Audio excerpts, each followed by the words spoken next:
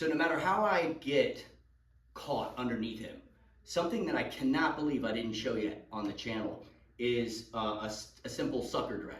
So whether it's because I took a shot on him or whatever, if we end up in this position where he's got like a front headlock, okay, I need to get control over this elbow. That was wrong. We need to spit it out. It's okay. So I take a shot here, and he's got, if he's a good wrestler, he's going to keep this elbow high. Okay, the higher that elbow is, that's why we say it in wrestling, the higher that elbow is, the harder it is for me to get a hold of it. Now on my instructional, I teach like how to get control over the hands and stuff like that and how to get out, right, if you haven't seen the instructional. But what we want to do is, once we get stuck here, okay, no matter how we took a shot here, we took a shot here, however we ended up here, right, I got to get control over this elbow, okay? And when you get control over it here, okay, the move is just like this. I'm gonna, in wrestling, he's gonna be putting weight on me. That's actually gonna help. The more weight he puts on me here, okay, and I get control over this elbow here, okay, once I get it down, now I've got it, okay, I push in. When he pushes back, which he will, that's when I pull him by, okay, and the mechanics for this are basically, when I pull, I'm pulling my head out from underneath him, so hold it kind of loose.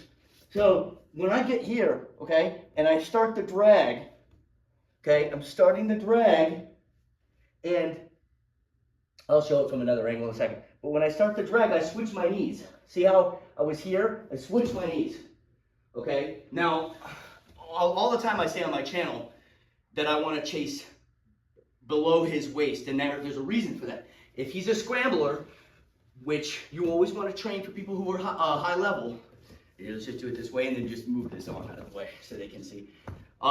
Once I get here, right, the mechanics are, this leg was up. I'm pulling this direction, okay?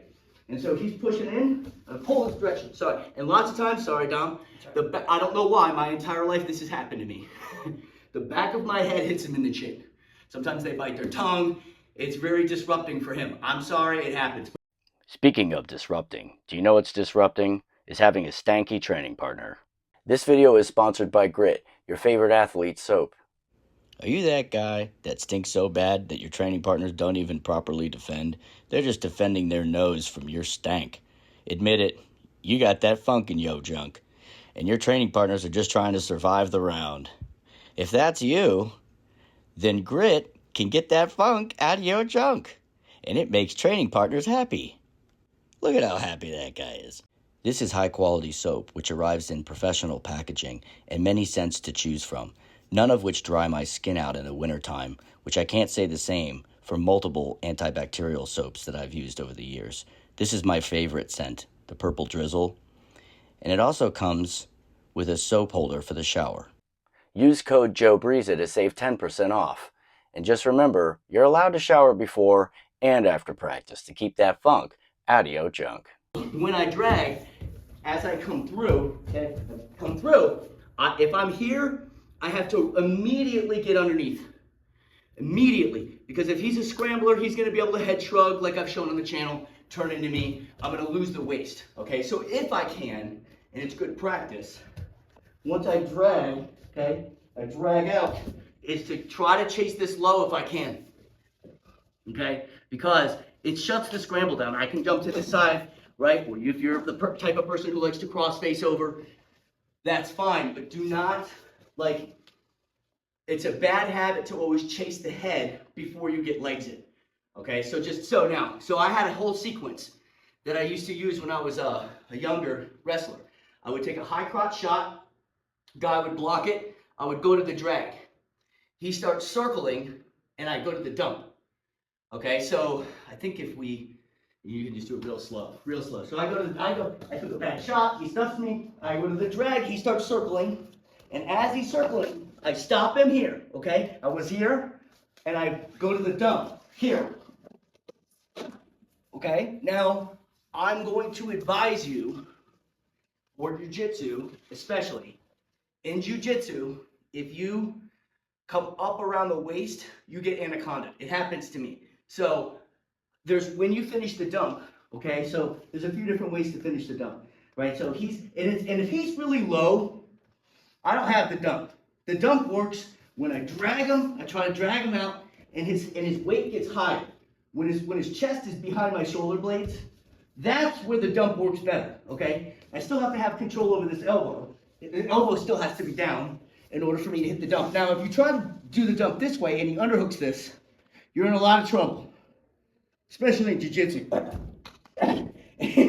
So, and because he doesn't have to worry about his back, and I ran into this when I first started jiu-jitsu, I would dump him this way with the arm up, and as I dump him, he goes to the anaconda, but he doesn't care about his back because it's not wrestling rules. Then he goes and he finishes it on his back, which in wrestling would be dumb. But in jiu-jitsu, once you give him that underhook, it's bad news. So I would spin around here. So so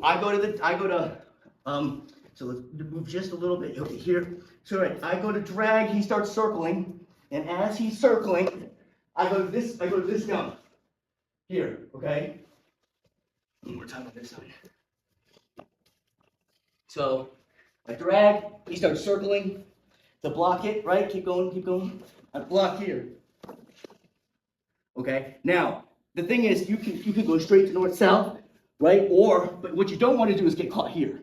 Because if I get caught here, I'm going to be in a lot of trouble in jiu-jitsu. Either get your head up or go straight to north-south. Even in wrestling, I like to go to the north-south position if I can. So the drag is a good way to set up other things. It creates, and because he's not going to, I want to do it before he gets that. If he gets that front headlock locked in really well and his head's over here, I don't really have the drag, okay? So don't wait too long, because if he knows what he's doing and he's got high elbow, he's got the high elbow. Yeah, see how his head's over there? What am I going to drag? Can't. That's really late. Like, you know, the only chance that I have to getting out of that is to 2-on-1 that wrist. And I talk about that in the instructional. If he's here, I have to try to go to the fingers, get his hand down. I would prefer to go forehead right here, right? Either back out or try to drag. Okay, but sometimes you just gotta be like, can't always turn a bad move into a takedown for yourself. If his head's here in the armpit, I'm in a ton of trouble. Okay, so go to the drag first. If they start coming around, you can go to the knee block, right, dump. And guess what? If he blocks that, the drag's back.